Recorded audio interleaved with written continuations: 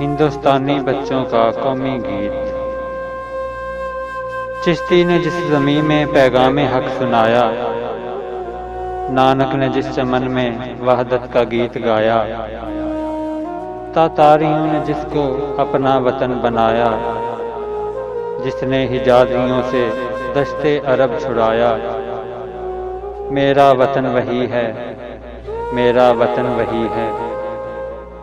यूनानियों को जिसने हैरान कर दिया था, सारे जहां को जिसने इल्मो हुनर दिया था, मट्टी को जिसकी हक ने ज़र का असर दिया था, तुर्कों का जिसने दामन हीरों से भर दिया था, मेरा वतन वही है, मेरा वतन वही है।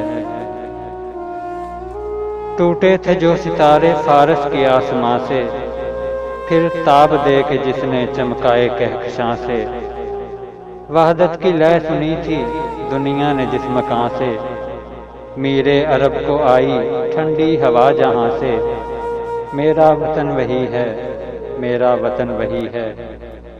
बंदे कलीम जिसके पर्वत जहां के सीना, नूहे नबी का आकर ठहरा जहां सफीना, रिफात है जिस ज़मीं की बामे फलक का दीना, जन्नत की ज़िंदगी है जिसकी फ़िज़ा में जीना, मेरा वतन वही है, मेरा वतन वही है। हमारी आने वाली नज़म हज़रत अल्लामा डॉक्टर मोहम्मद इकबाल रहमतुल्लाह अलैह की किताब बांगे दरा से इंतखाब, नया शवाला।